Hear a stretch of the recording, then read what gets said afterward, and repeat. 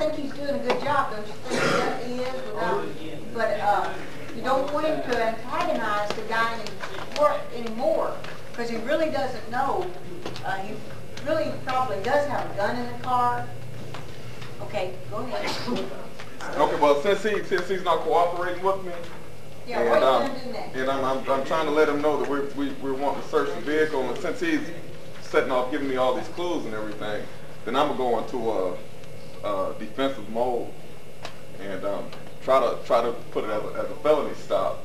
So what I want to do is try to get him subdue and put him in the back of my car so I can get a backup here so we can search the vehicle. Okay. But then, he's got you. He's got you. Talking's over with. Talking's over with.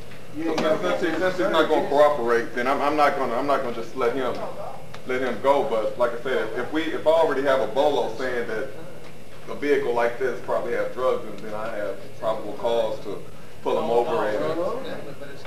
So even though Huh? No. K9 active. Okay. Even though we do want to treat the suspect as fellow human, maintain a friendly atmosphere as long as he can, ask the easy questions first, like the license and all that, then ask the precise questions to probe for more information. But after you get to the point where you know that he hasn't told you everything, but instead of saying he's lying, you might try saying, I'm sure that you've gone through all of these role playing, but where he actually says something to the effect of, I don't think I have the whole story yet. So the trooper can actually, instead of just looking at him and saying that he's lying, to say, do I have the whole story? You think, I don't feel like I have the whole story. Would that be a possibility of using that line? How would that affect you? Go ahead and ask him. I don't think I have the whole story yet. Well, sir, I don't think you're telling me the whole story here. Is there any particular reason you don't want me to search your car? Yeah, I got my wife's birthday present in there. Okay, well, I messed it up. Well, I won't let your wife know that you got her birthday present, sir. I promise. Like I said, all I really like to do is to search the vehicle and go ahead and clear it. As soon as I can get started, you can be on your way. And I know that I'm inconveniencing you right now, and I really don't want to do that. So, like I said, all you have to do is sign here. If you have nothing to hide, then that's fine. You can search everything with that suitcase back there. Okay, well that's fine. All you have to do is just sign here saying that you give me permission to search the vehicle, and I'll stop the search at your request. Okay, yeah. Thank you, sir. Do you mind if I have you sit in the back of my car just for your protection? No problem. Okay. I'll sit right back here. Okay, hey, you did it. You did good. There are a lot of elements. Okay.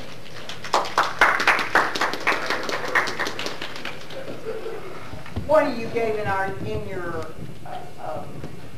evaluation that we clap too much. So you can clap if you want to clap. You don't have to clap if you don't want.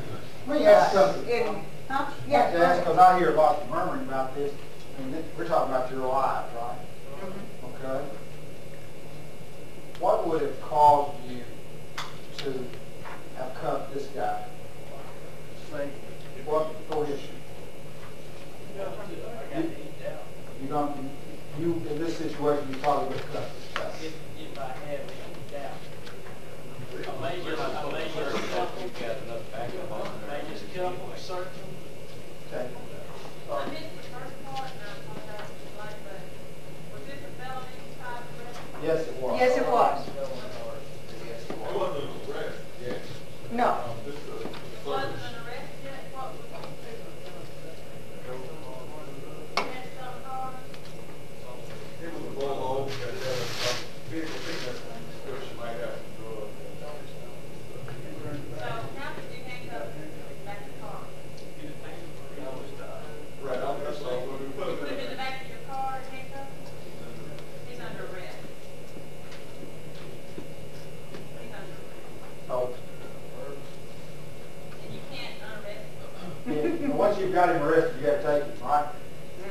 So, let me ask you, since we're talking about something going to happen 10 days from now on a regular basis, what would you have done?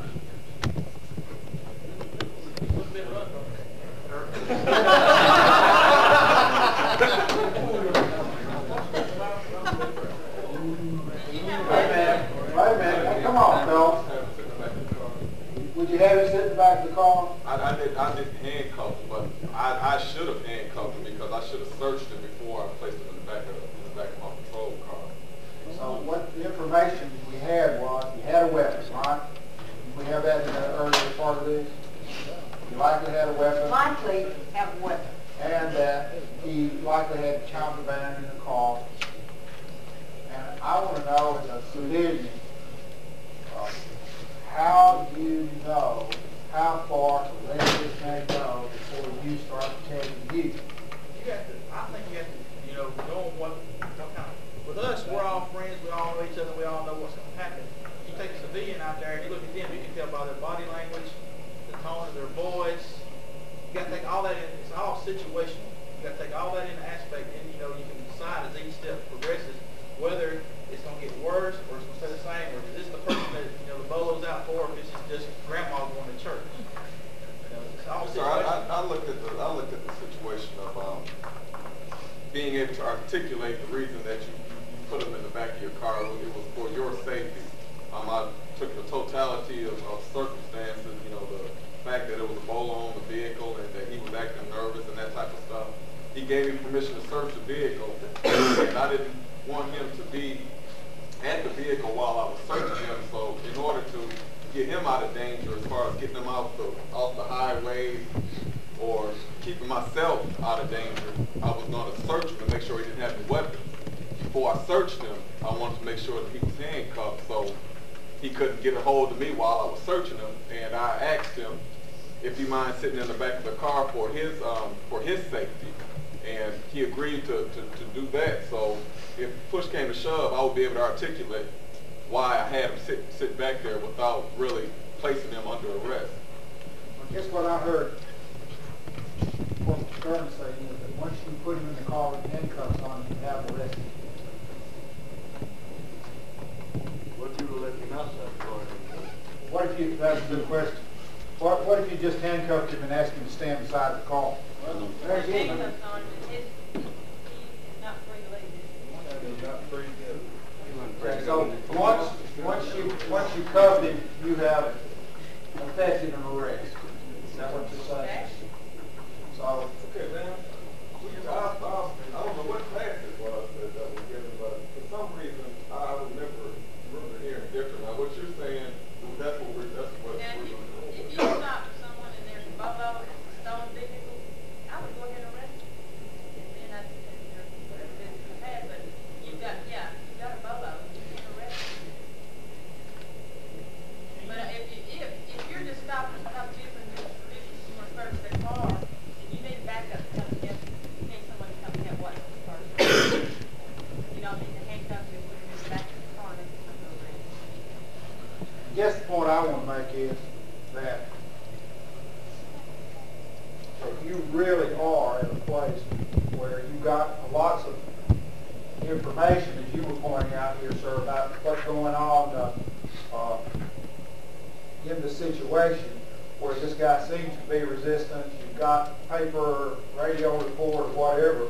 And I do think that it's better to err on the side of being cautious because you have all kinds of reasons to arrest the guy. If he's giving you any hassle about searching the car at all, with the bolo on him, why not arrest him?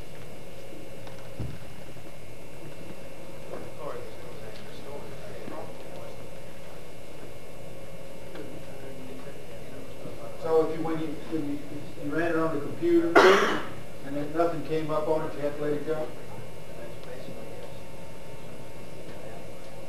Unless he matched to a T. Unless he matches.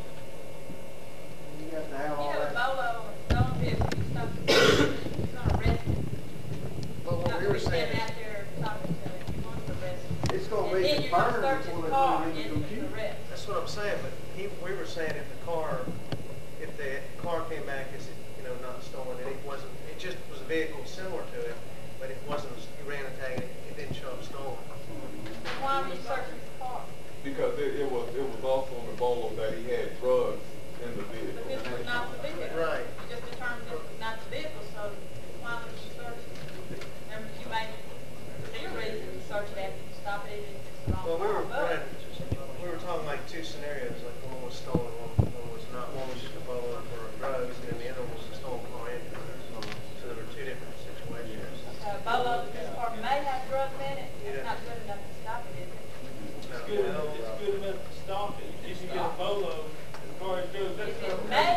Hey, what time, guys? The PC to stop it, but you still have to get permission to search it, right, on it, Yeah. if you can't go search it. That's your reason to stop it, but from there, then you're gonna have to go with whatever you got. You're gonna have to get consent, you're gonna have to see. And that's what I did. I got consent, but what I was looking at was I guess the golden rule of searching when they say handcuff first before you search them. Anytime I'm gonna do a search. Now I wasn't really thinking about getting the back up. The only thing that I was thinking about really was getting the person, getting him out the roadway and putting him in the back of the car so he wouldn't get hurt or In our anything. policy, that we do not search cars for Yes, ma'am. ourselves. Yes, ma'am. That's in the policy.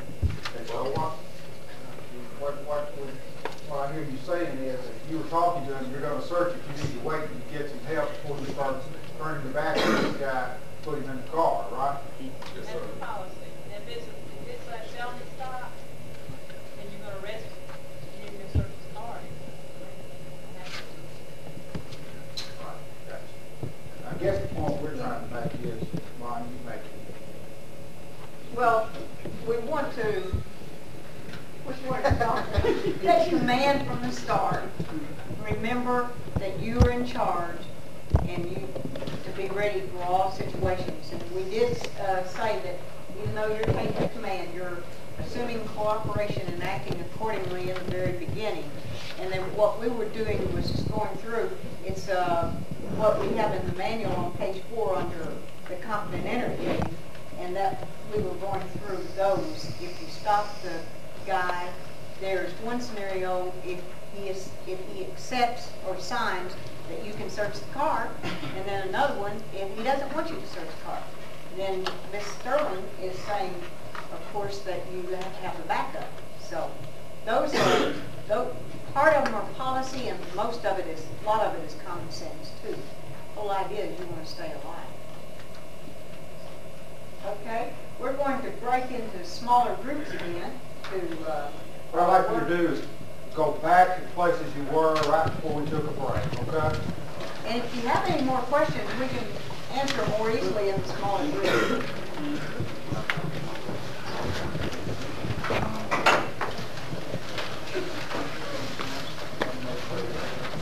We need people who don't change for those people who live in those 6-foot boxes.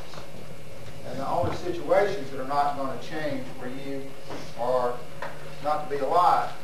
You're about to undergo probably one of the major changes in your life, and that's finally graduating from a career, even though some of you worked at other things in your life, graduating from school and going into a career where it's pretty much what you want to do for the next 20 years.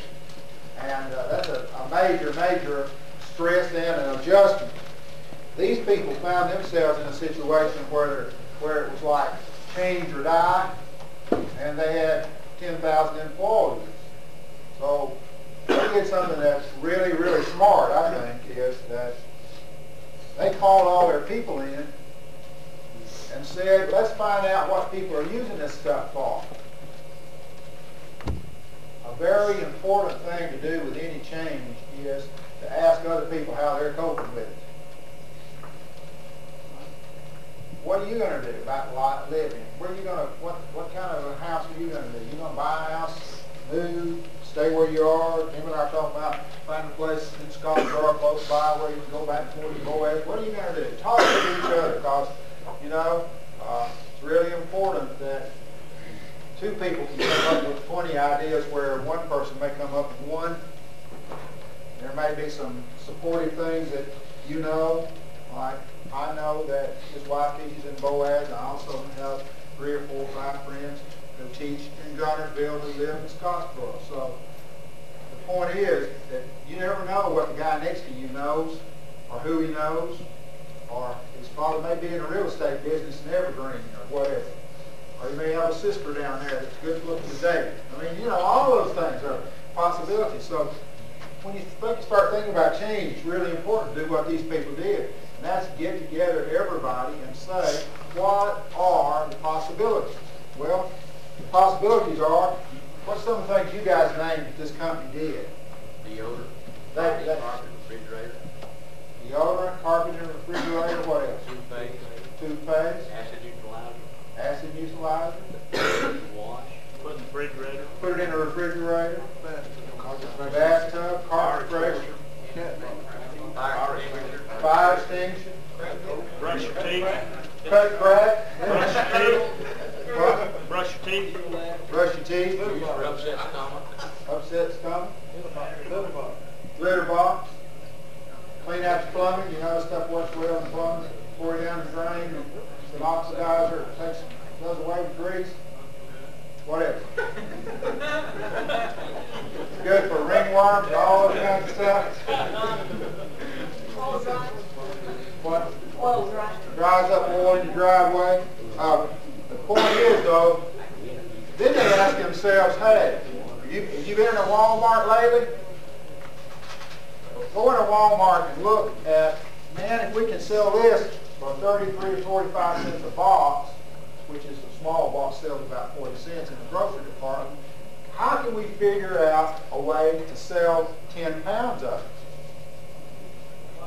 They turned it into laundry detergent. You look on that box and it says, just pick one of them up, it says 85% baking soda. All they've done is shovel that stuff into a bigger box. Okay? And they put a different title on it and they're selling it. The point is, think about countries around the world like Russia. Russia has no soap, no toothpaste, no shampoo, very limited body powders and all this kind of stuff. It's just, that stuff is just not there.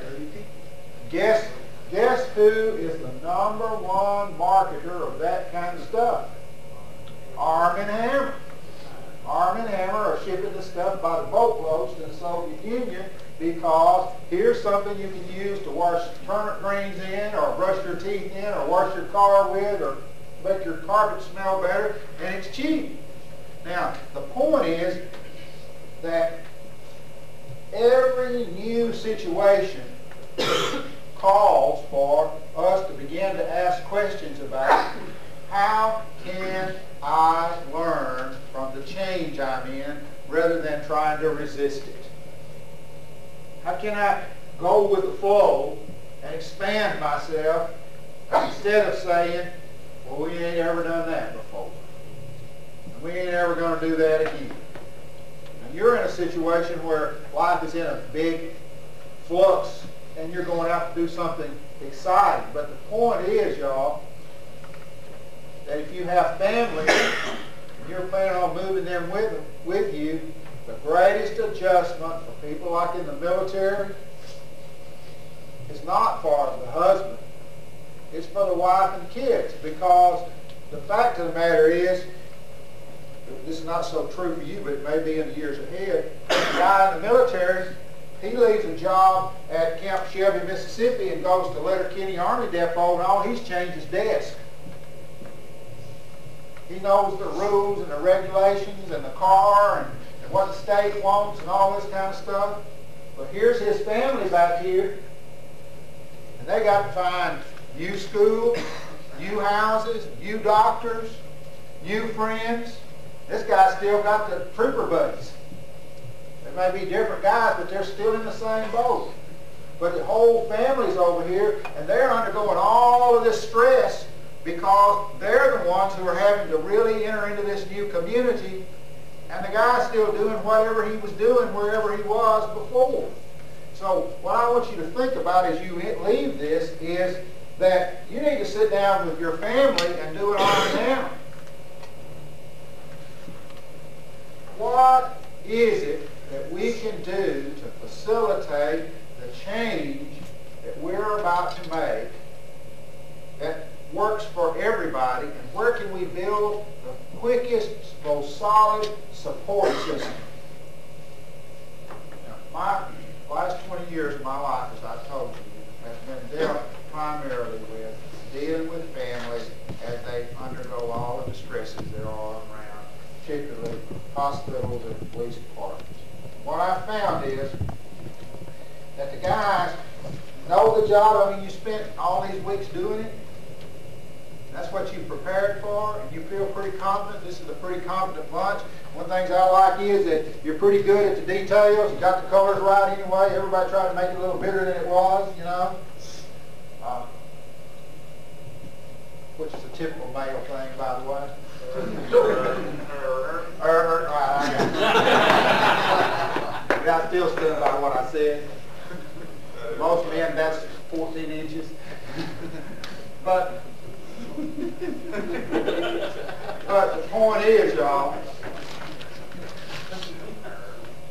point is, y'all, that you're moving in the same context, right?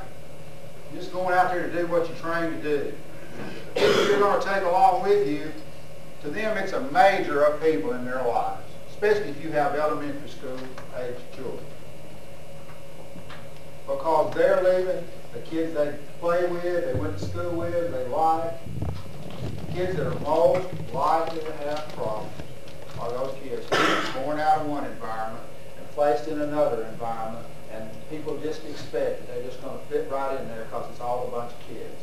One of the things that you don't do anything else in order to facilitate that change is spend some time talking to your children about how they feel about what daddy's doing.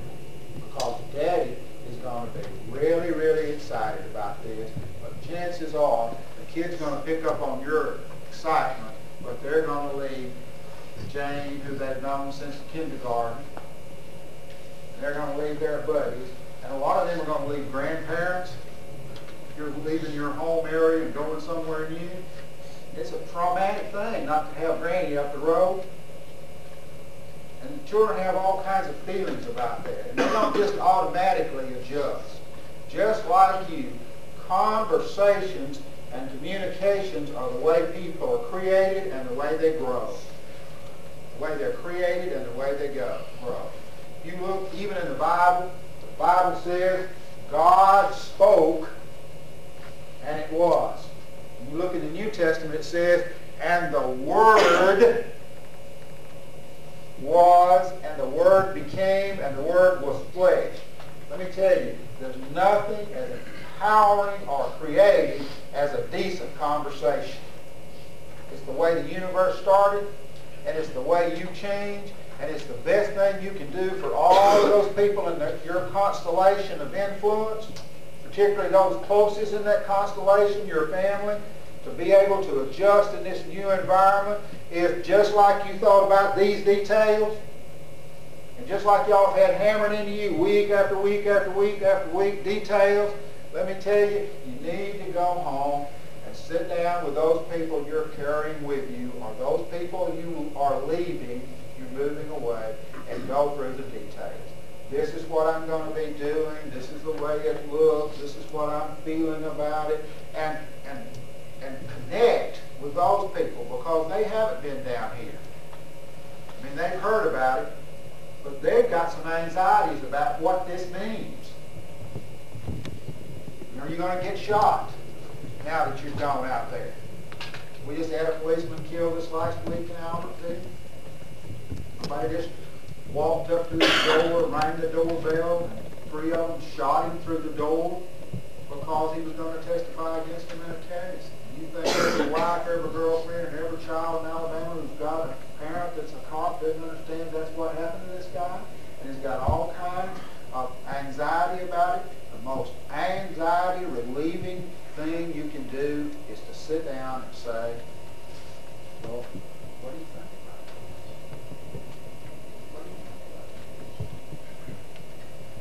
about this? I'm dealing right now with a 6-year-old boy who's in kindergarten. His 32-year-old Methodist minister father, last year, died. Bam. He left for the weekend and he didn't come home. Since that's happened, the mother has moved from one place on Sand Mountain down to Scottsboro. This kid left his friends, the church they were in, all this supportiveness. Now this little boy is afraid of everything. He's afraid for mother to go to school because she won't come back. He's afraid of driving in a car with his grandmother because grandmother doesn't drive real well.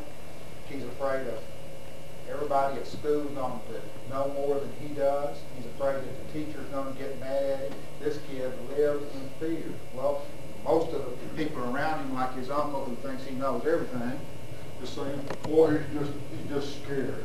He ought to just get over it. Well, I want to ask you, what would happen to your kid if you suddenly 30-year-old or 40-year-old suddenly just never came home?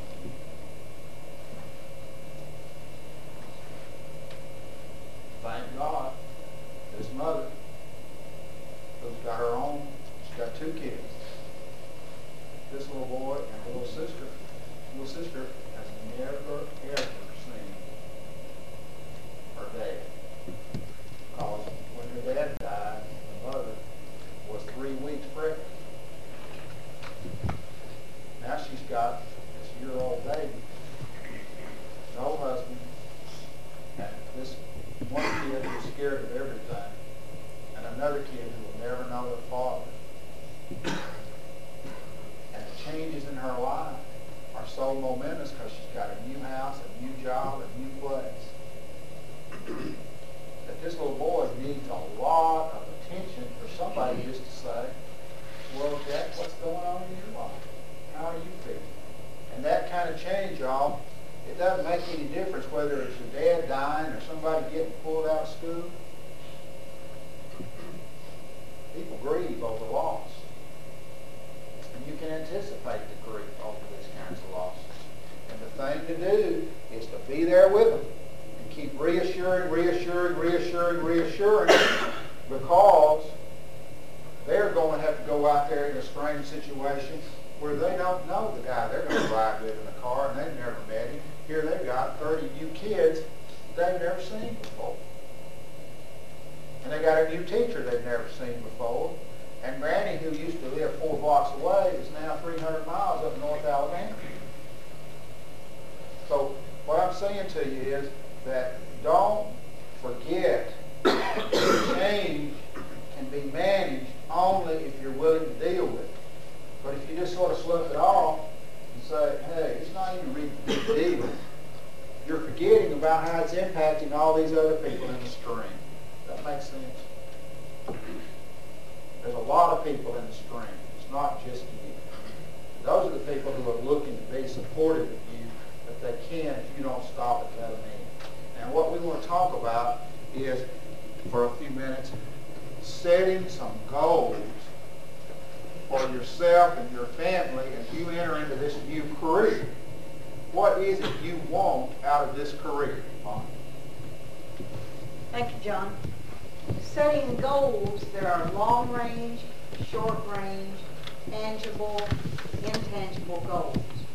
The goals are in the areas we discussed this morning in your career, of course, and you've been setting some of those goals and you've achieved some of those goals. And then in your family life, I know probably you're going to be staying in Scottsboro a while. You're already in Huntsville, so there won't be some major changes in you, but many of you are having some major changes. So you're going to have to set new family goals. We want to have you to do what we call a treasure map of your goals, and so that you can think about those long-range, short-range, tangible, intangible goals.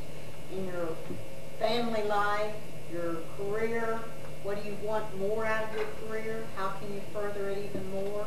What's the next step after this? Is just getting acclimated to your new post, to your new area? And how many of you will have new areas, that you'll be going to posts that are actually new areas? So that leaves a very few that are actually going back to familiar territory. So they may need some extra support from some of you who are going back to familiar territory. And in setting those goals, I had you to take out a little tiny card today and put on just your name and date and choose one goal. I would like for you to think in terms of some more long-range, short-range, tangible, intangible goals. What I'm going to do now is I'd like to have each one of you to take one of these, and we're going to have you to put something you would really like to have. I mean, what are you doing this for? I remember the story there in the Ozarks in Arkansas where I came from. They came up to this guy who was rocking on in a chair there on a cabin in the mountain and said, "We'd like to have you to come in and take a special kind of training." And he said, "What would that be for?" "So you can earn more money." "What would I do with more money?" And he went through the whole scenario. Well, if you had more money, then you could do more things that you want to do in life. You could mention a car and a house and a lot of things. Well, that wasn't what his motivation was. Then he said, after I got more money and I did things like that, what would I finally do? He said, "Well, you could retire to wherever you want to go." He said, he just rocked on his little rocking chair and he said, "I am where I want to go." And so he didn't do that. But you may desire a car or a house. What are you working for in addition to your career? This other life that John said that you must have. Is it in your social, your family? You might want to be free to take your children. How many of you have children at home? Let's see some of you that have children. maybe even, how many of you would like to have children? Maybe more family. Well, I want you to put down, maybe you'd like to take your children to, in 1996 to the Olympics in Atlanta. To plan now, to save the funds, to be able to maybe make a reservation in one of the hotels or somewhere, or maybe from wherever you're going to be, you could drive back and forth. But that might be something you'd like to take them, have them experience to be in the Olympics. I know my nephew's going, we got a letter from him, and he said he's been chosen his soccer team to go to the Winter Olympics, and he said, could I have done that? But anyway, so, you know, you have to plan ahead. Our grandson said yesterday that they were going to New York this summer to see, they've never been there, to see the Empire State Building, go through Washington, Lincoln Memorial, and all of those things. And by the way, we were over in London this week, last weekend, and saw Abraham Lincoln, and the chair was there, but he was standing up. It looked so strange to see something, and any of you that go into any other country can see all kinds of different things. Maybe you'd like to do that. For me, it's continuing to work on, so I do a better job in seminars, because I know that I really do like teaching people, and I have a lot to learn. I'm not there yet, but I really do want to learn to do better. So if I was going to put out my treasure map, I might have me standing in front of a group of 100,000, and they're all mesmerized. That'd be wonderful. So it may be a new car, maybe like this. The girl that was following him in the Red Camaro, that must have been one of her goals. She zipped by that stop sign in the Red Camaro. That might be one of your treasure chests. So whatever it is, I would like to have, like you three, to bring your chairs, it's going to be a little bit of trouble. Let's see how we can do it. Let's just have you three turn around and face that group. And you three turn around and face that group. And John, if you would please help me pass out these to everyone. And then we'll have, here, make sure you have one there more. And then this group will turn around and face this group. And this group will turn around and face this group. And then we'll turn around and face this group. Okay, yeah, John. Now, start pass it.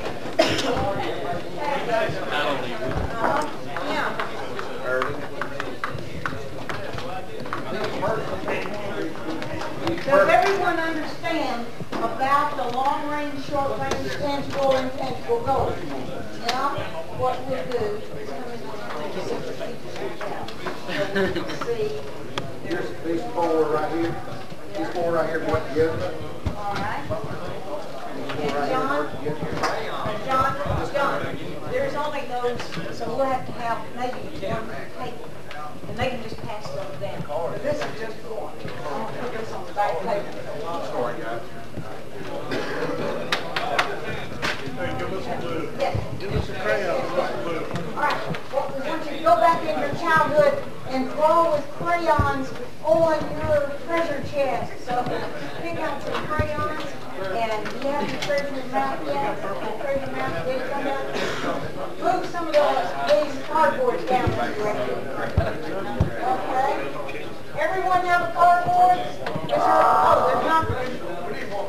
Okay. You need another hole there. We need another color. We need crayon. Pass it down. Hey, no, I don't. Simple shoulder pad. Yellow pad. Mr. Ridenhour? There's nothing else. Oh, they can get around this direction. Okay.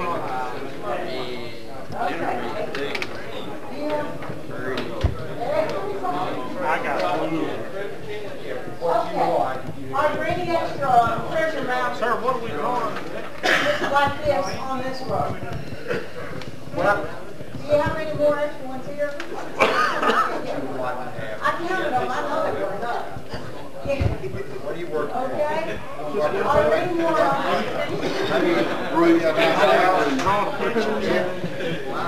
What would be your treasure you're going to get by working for the state of Alabama for the next 10 years? We need a crayon. They got boxes. Draw it, write it down. Now here's attention, please.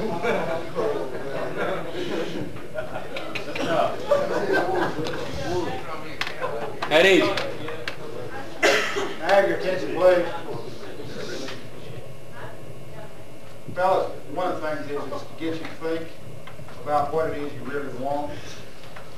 And I know that some of this feels pretty far-fetched to you, but 2 months from now you're going to be worried about what kind of house you're going to have, what's going to be driving, what you're going to do with your free time. And we want you to go on and think about sharing this with your family. You know, what is it going to be like being in this new place since the majority of you are going to be there? And the other thing is, how are you going to budget this time? Remember, a goal ought to be something that you can measure. A goal ought to be something that you can feel. Emotionally, how will you feel about getting this? Well, several of you mentioned just the simple fact of having a decent state trooper car. You know, right? Patrol car. And that's an important thing. As a professional, you're putting your best into it. You want the state to put their best into it too. You want some decent equipment to use out there. So as you have these goals, these specific goals, you have to also think about how will I feel when I get this new house.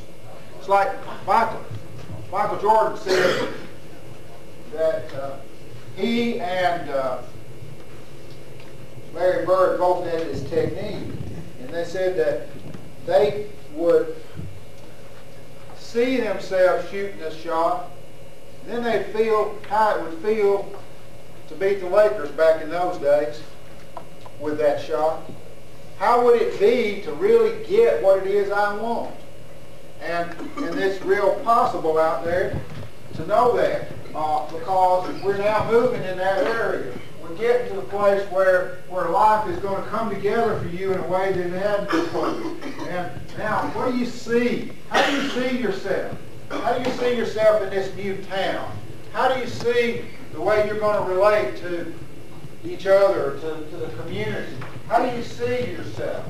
Okay? The other thing I think y'all have found out if you've been in there is, what do you know about yourself? See, I hear a lot of jabbing and playing and cutting up with each other, which is wonderful.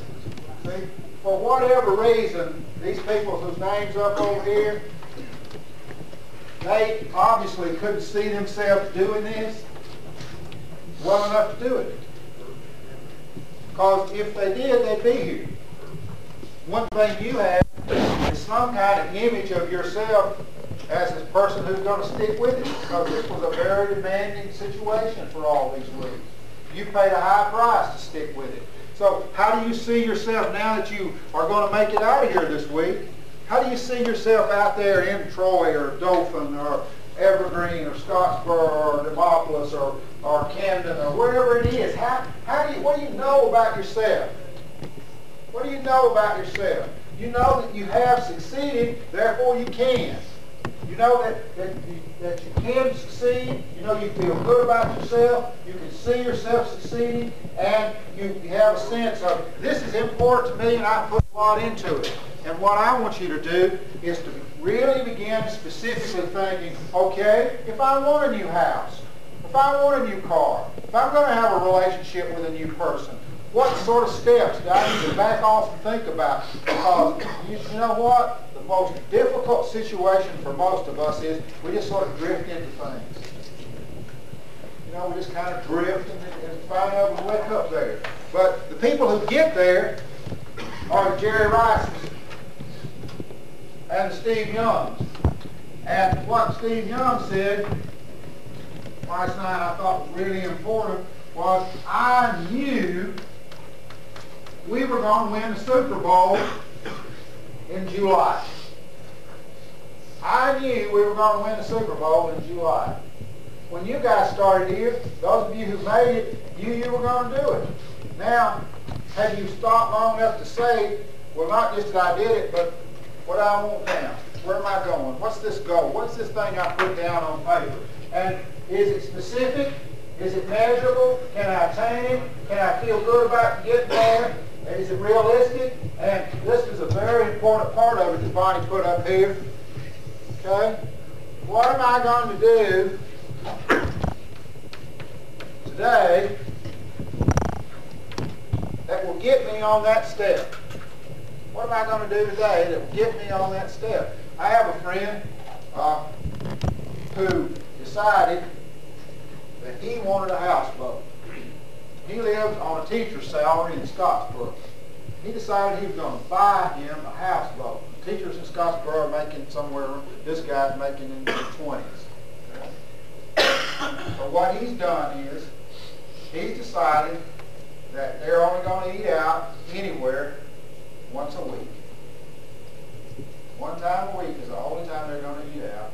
And they're going to figure out what they spent at McDonald's and Burger King and all those other places for the last year. And they're going to put aside that money that they spent, because they were eating out a whole lot, into a bank account, and they were going to save it up. And at the end of every month, they were going to decide how far along they were on this houseboat and how bad their family wanted it. Well, he got the kids involved because he got them to go on a houseboat demonstration for free. And each one of these kids now is so excited about taking a trip that every week the family gets together and talks about how much money they've got. Well, they've been at this 4 months, and they've already, this family that's making four people in this family, he works and runs the thing, they've already saved $500 now. That doesn't sound like a whole lot of money, but in 4 months, last year they didn't save anything. They said they couldn't save anything, but because they've got a specific goal and they're doing it every week and they're measuring it every week and they see what it is, he said to me, John, I believe that if I can't buy a new one after a year, that within 2 years, I can at least make enough down payment on it that I can keep the payments up. Because he's got some kind of plan to do this with. If you go out there, fellas, think about what kind of plan you're going to have that house in a couple of years in this new town you're living in, or the car, or the boat, or whatever it is you want. And don't just sit around and say, well, I just see what I can do. Because if you do, you'll do like I did so many years of my life. Was I kept thinking, next year I'm going to do it. Next year I'm going to do it. Now here I am 55, and I didn't have a plan until last year, and it's amazing. I've done more in the last year without half the income I had 3 years ago than I did in the past 4 years when I had an income. Simply because I intend to do something about getting something that I want real bad in a different house. So think about what it is. Make it specific, measurable, attainable, realistic, and keep checking it off. Put you a box up there and say, this is how I've got there. And if you want to meet a woman Or a man, then sit around and think about, well, where am I going to go to do that? And where am I going to go to do that? How am I going to have it? How's that going to happen? You were going to say. well, in the time-oriented, when we're thinking about something that's time-oriented, if you do exactly what he said, break it down into small daily tasks that'll work for you like that. What I'd like you to do now is to think about what you could do in the next 24 hours, we'll say, about your work, thinking about your goals. I want you to, on the one that was the attitude, this one that says attitude at the top, right at the back of it, it says action plan on page 7. It says, what can you do within, well, this says your next 8 hours of work, so that when someone that sees you do something differently will know you've changed for the better. So you could add to that, what can you do in the next 24 hours towards your goals? Start them now, because if you start it now, within the next 24 hours, then you have made what the Chinese say the longest journey starts with the first step. So if you do that, page 7, what are you going to do in the next 8 hours at work? In this case, it'll be the next 24 hours, because then on Wednesday, you'll have your very last day of any kind of training here. On Thursday, you're off, and Friday, you're going to be with the government. So, I mean, what better week than you have planned? Then, what can you do during the next 3 months to become more effective at your job as a result of some of the learning that you've gone through today in communication, attitude, and interviewing or interrogating. We prefer to help you learn to use the word interviewing the people that you're going to. You have to stop them. What can you do in the next 3 months towards some of your goals? So we take about 4 minutes where you can think about what can you do in the next 24 hours, what can you do in the next 48 hours, what can you do in the next 3 months. Those are your goals.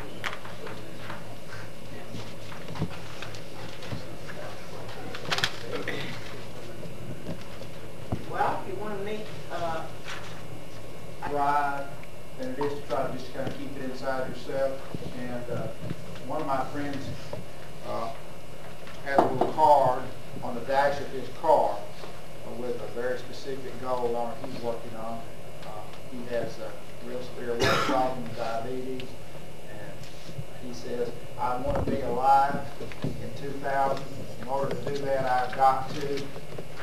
It's very specific, it's very important that he does this, and he's got it right there in front of him, so when he wants to blast out on all the sugar he's been eating all these years, you know, he's got something to look at and say, man, maybe I don't need this after all. So I think anything that you can do to make it real visible for yourself is important. We're going to leave, we'll let y'all go early today, but one of the things is that we want to talk to you about is about what kind of decisions are you making? What kind of decisions are you making? And are you committed to living up to your decisions? There is a very interesting story I just read about a guy whose name was Mohammed. You know that they've been having all these terrible earthquakes all around the world. And this earthquake took place about 3 years ago in Algeria. And in this earthquake, city blocks like in Japan came tumbling down on people's houses. And this fella had a 7-year-old son who just was in this elementary school. And the school where his son was in class collapsed on himself. It was a 3 or 4 story building, and it just collapsed down on himself. When he got there, there was no building at all. He remembered that morning where he left his little boy as he watched him walk into this building. And he went running to the school after the quaking started, and there was his building all crushed flat. And he started looking for the little boy, and he started looking for other children. And they pulled out a few kids, but pretty soon they weren't finding anybody else alive. But he remembered that he had promised his child, he had said to his child, you can always count on me to be there. You can always count on me to be there. And as he began to dig, the fire department came and said there's nobody left alive here after about 24 hours. And the guy said, I promise that if there's any chance in the world, I'm going to be here. The police department came and said, you have to leave here. He said, I'm a very important political official, and I'm not leaving. You have to arrest me. I'm going to do it. 48 hours came, and the people from the government came and said, you have got to leave here, Mohammed. He said, if not me, who? If not me, who? After this guy had dug by himself because everybody else had given up, he'd been out there 52 straight hours without any kind of rest at all, just drinking a little water and leaning back against whatever was available. 52 hours this guy had dug with his hands and whatever else. Everybody else had walked off and left him. He moved some concrete, and down at the bottom of this, he heard this voice say, Dad, in Arabic, Dad, Dad. And you look down into this hole, here's this little kid, and 15 other little kids huddled against the side of a concrete pillar that had fallen over and kept the debris off of it. And after 54 and a half hours of one guy digging in a pile of rubble by himself, he pulls 15 children out of the dirt. Somebody interviewed him and said, why did you do that? How could you stay at that all that long without any kind of rest? How could you have kept it up? He said, I promised.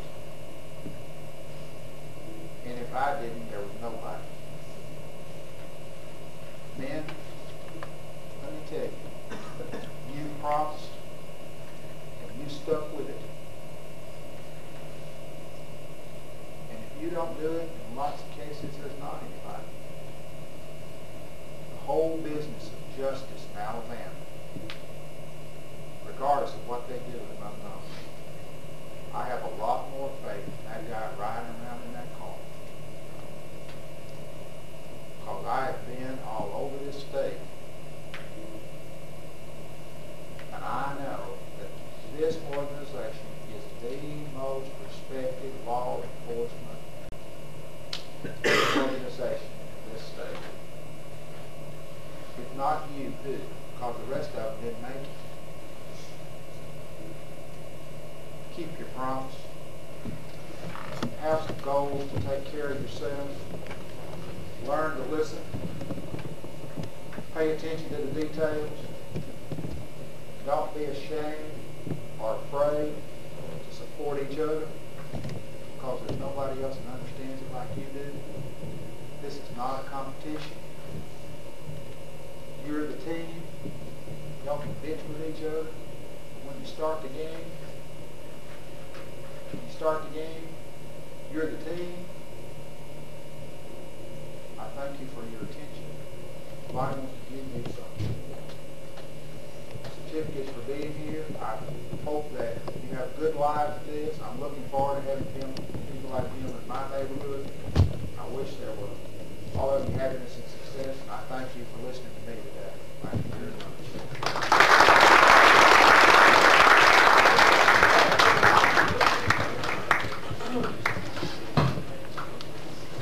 Roger T. Allen, there is come up, Mr. Allen, there is an evaluation form, so if you would, after you get your certificate, fill out that last evaluation form that's on, I think it says interviewing skills. Is this Joel Baker? Got it?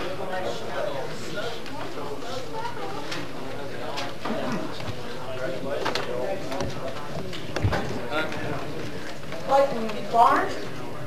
Looks a lot bigger. Clayton, is that Bowman? Bob.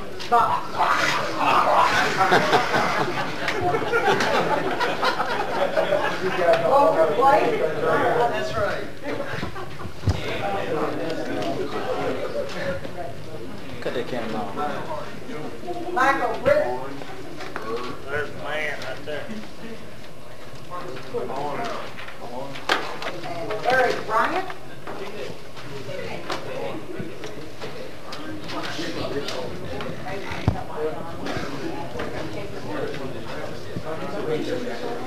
Robert Burns?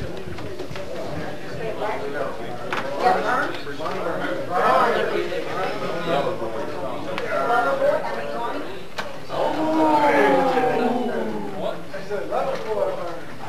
Robert Burrow? No, she didn't. I lied. She didn't. Wood, you first. And Kenneth Burton?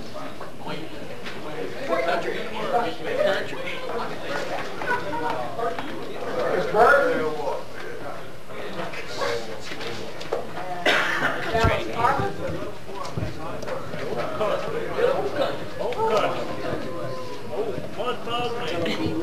James Davis? You see the back.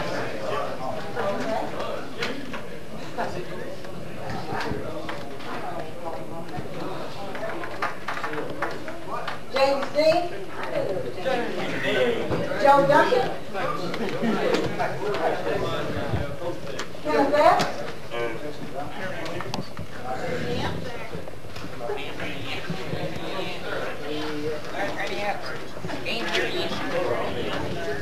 Jimmy Porter? Yes, ma'am. Congratulations. Robo. And Chris Fuller? Lawrence Scott? And Gary Hicks? Johnny Hill? William Hines? Matthew Loder?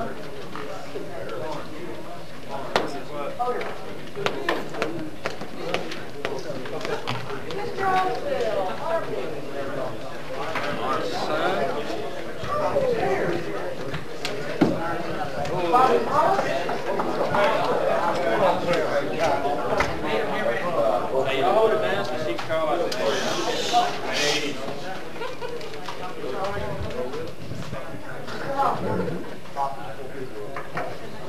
Michael Jameson.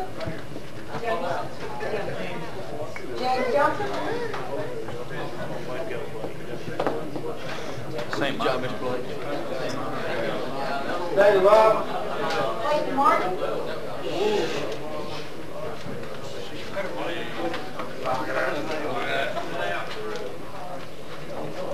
David Martin.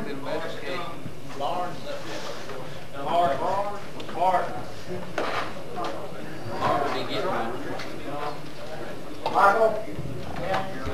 David McGowan.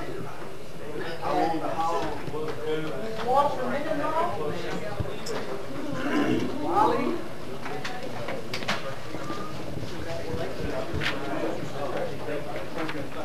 Mr. Mendenhall.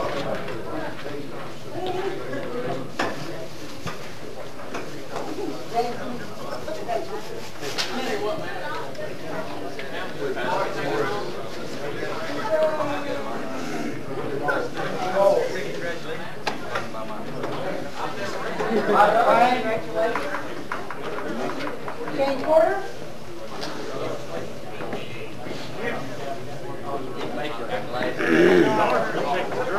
I think Barnes is kicking it out of David Ridenhour. Alan. I think Lawrence has been taking drugs. David Howard.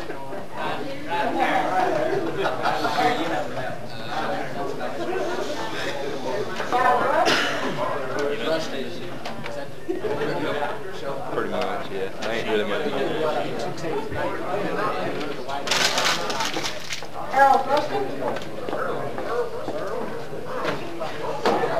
You'll pay us. Brendan Scott.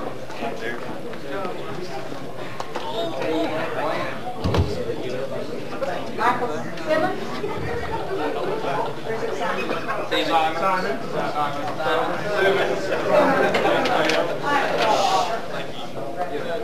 Greg Sims.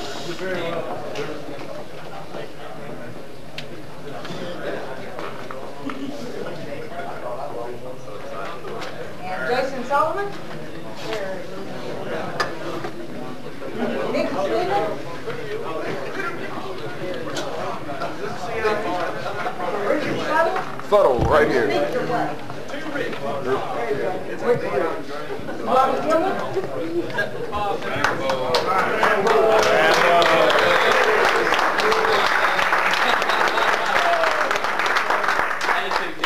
Attitude's already changed. Attitude.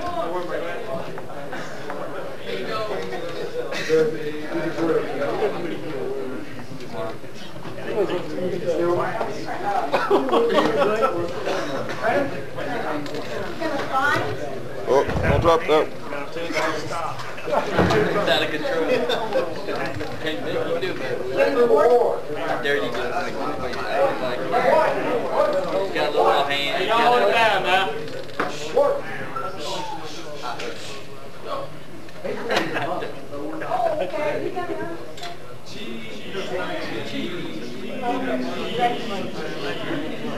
Jerry Whitson. Would you get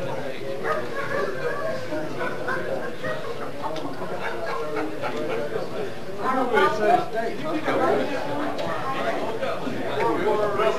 Charles Whittemore.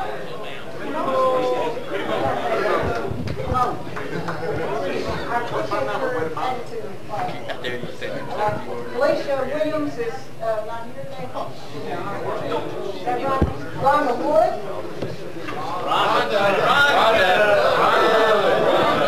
Hey, can we spell it right? R-O-N-D-A? Okay, Rondell.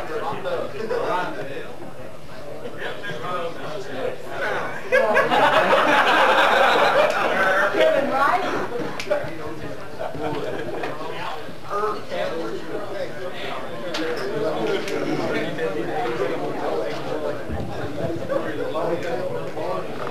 Now,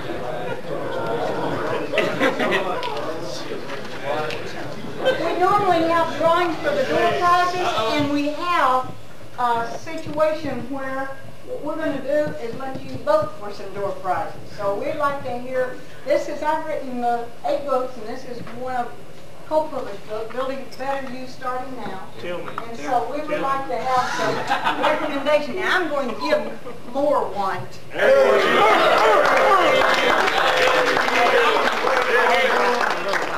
I'll autograph it for you before you leave.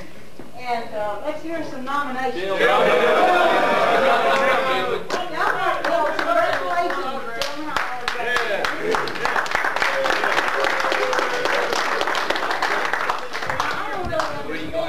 So somebody's got to tell me why. He's got an attitude. I have another, and I'll put you over here because you've been great on board. Herman, it's not a Navy SEAL.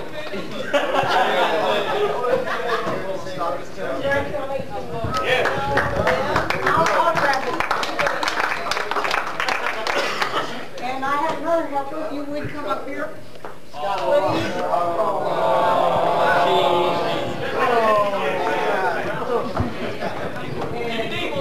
Thank you, man. And I'll autograph it.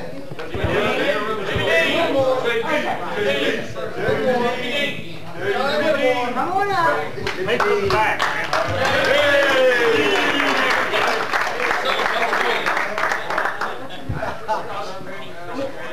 Congratulations. How did they nominate you? Tell me. Does he have to make a speech?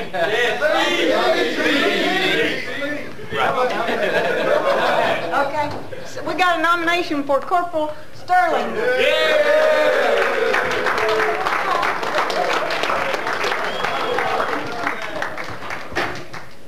Now we just happen to have another one left, so let's say congratulations to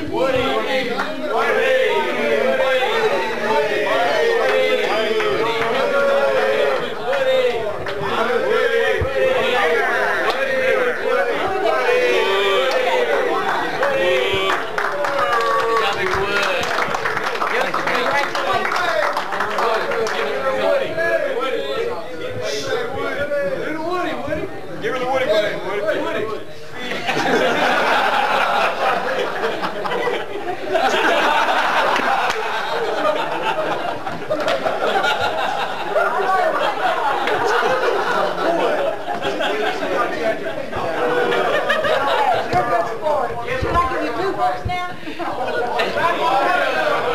Maybe I need to give him another one called Dreammakers. It has a little bit about working with Bill Clinton. I worked with him a while ago. I don't know that yet. No rotten tomatoes.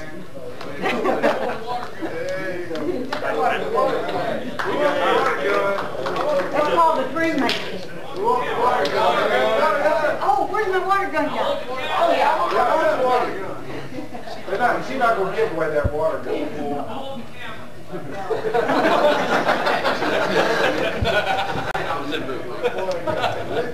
We have really enjoyed being with you, and we look forward to having a very organized, on the line, great state with all the criminals gone. There's no more speeders going to be in this state. Okay, I'll speed on. Oh, I never thought of that. Every time I speed, I'm making it better for them, right? That's right. Need more of them. See you guys. Go home. Yes. Now, anybody wants me to autograph it?